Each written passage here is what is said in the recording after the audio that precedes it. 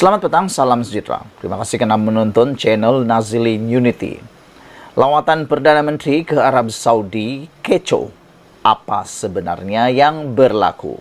Sebelum kita teruskan isu ini, saya nak nasihatkan kepada Anda supaya ikuti terus ulasan ini daripada seringkat awal sampai akhir, karena Anda akan ketahui bahwa rupa-rupanya ramai orang yang coba menggunakan lawatan Anwar Ibrahim itu sebagai peluru yang coba mau mematikan, menjatuhkan Anwar Ibrahim.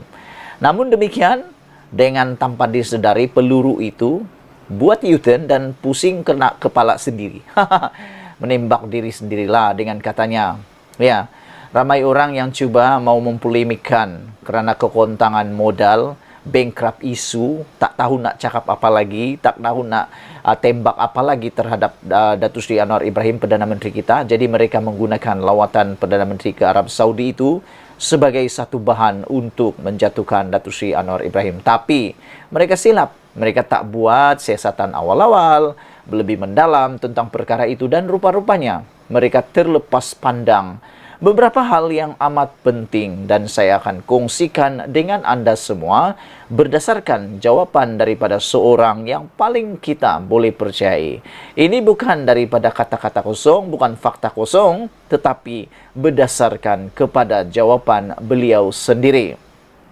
3 hari Anwar Ibrahim membuat lawatan ke Arab Saudi selepas beliau hanya menjadi Perdana Menteri selama 4 bulan. Saya nak berikan Anda sedikit hujah, iaitu Anwar Ibrahim baru 4 bulan jadi Perdana Menteri telah pun mampu melakukan lawatan yang amat besar dan bermakna. Lawatan beliau bukan ke negara-negara kecil, tetapi ke sebuah negara yang paling berpengaruh, negara Islam paling berpengaruh di permukaan dunia ini. Saudara-saudara sekalian, walau bagaimanapun, ada beberapa isu yang coba dimainkan oleh para pembangkang. Kononnya mengatakan Anwar Ibrahim gagal. Tetapi saudara-saudara sekalian, rupa-rupanya ini cerita sebenar di sebalik kekecohan yang berlaku, yang ditimbulkan oleh para pihak yang coba mengaitkan lawatan Anwar Ibrahim tersebut.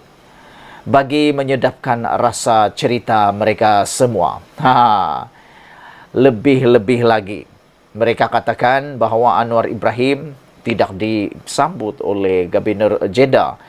Maafkan saya, beliau hanya disambut oleh Gubernur Jeddah. Selain itu, tidak dibawa masuk ke Kaabah. Selain itu, tidak dapat bertemu, tiada pertemuan dengan Raja Salman atau putra mahkota Mohammed Salman.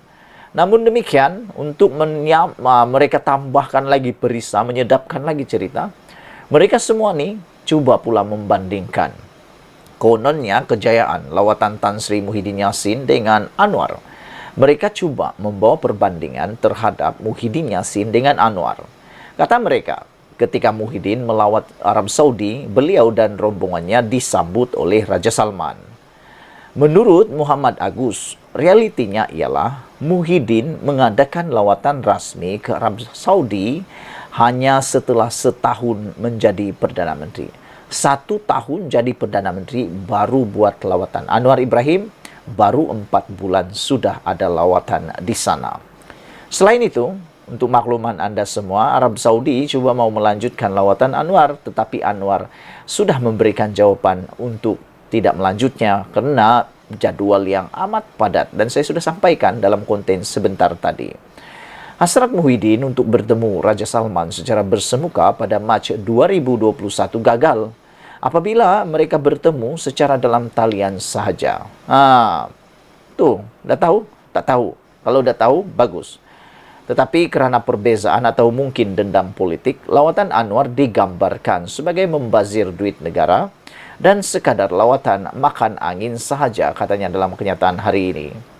Mengapa begitu kecil jiwa kita menilai kejayaan atau kegagalan lawatan Perdana Menteri ke Arab Saudi? Tidakkah boleh kita melihat kejayaan Perdana Menteri dalam tempoh hanya 3 hari lawatannya ke Arab Saudi? Ini adalah antara kejayaan Anwar Ibrahim yang mereka benar-benar tak pernah beritahu Anda. Pertama, Anwar Ibrahim telah mengadakan pertemuan dengan Pertubuhan Kerjasama Islam OIC dan Liga Muslim Dunia di Mekah. Kedua, menyaksikan pemeteraian 3 memorandum persefahaman MOU antara dagang Nextchange Berhad dan Ajlan and Bros Holding Group CEO, Dewan Perniagaan Antarabangsa Kuala Lumpur dan Wadi Makkah Knowledge Co dan Quad Co-Hub International Stand Berhad dan Aeroman Teknologi Sedrian Berhad.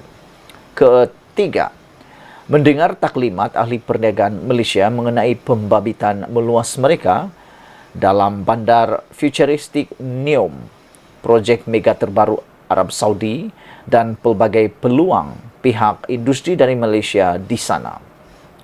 Membincangkan isu yang melanda dunia Islam dan inisiatif membina jaringan berdasarkan nilai serta kerjasama bersama.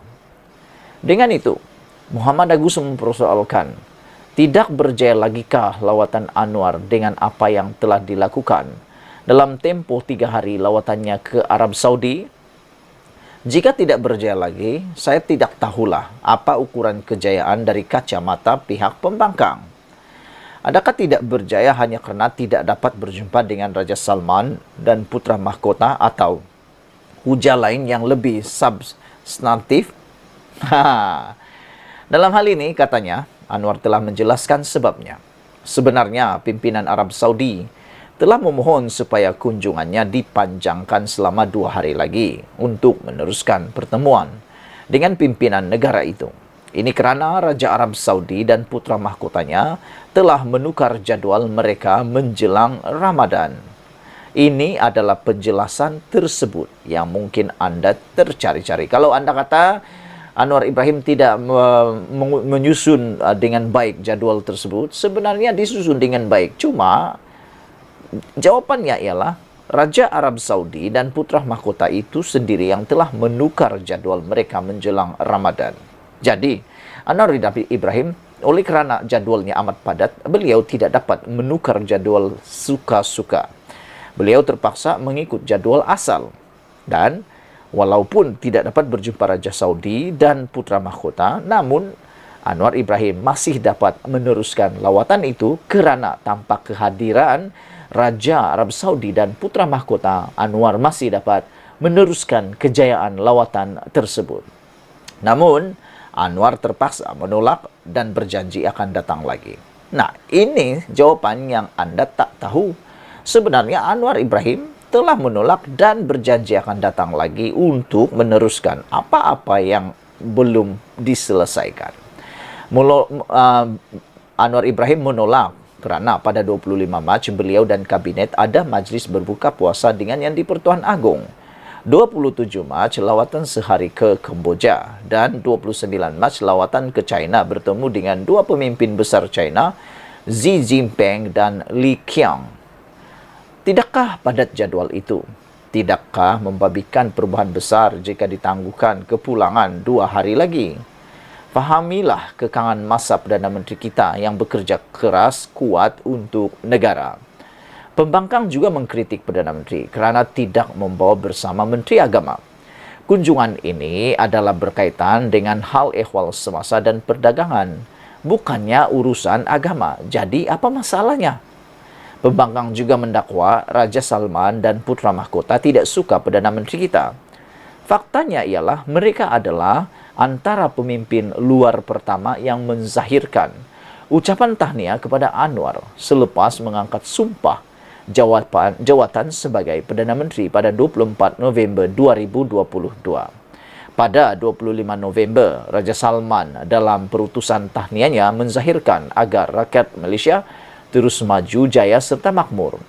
Putra mahkota juga menzahirkan agar rakyat Malaysia terus sejahtera di bawah kepimpinan Perdana Menteri yang baru. Jadi, apa masalahnya dengan lawatan Perdana Menteri ke Arab Saudi setelah tidak dapat berjumpa dengan pemimpin mereka?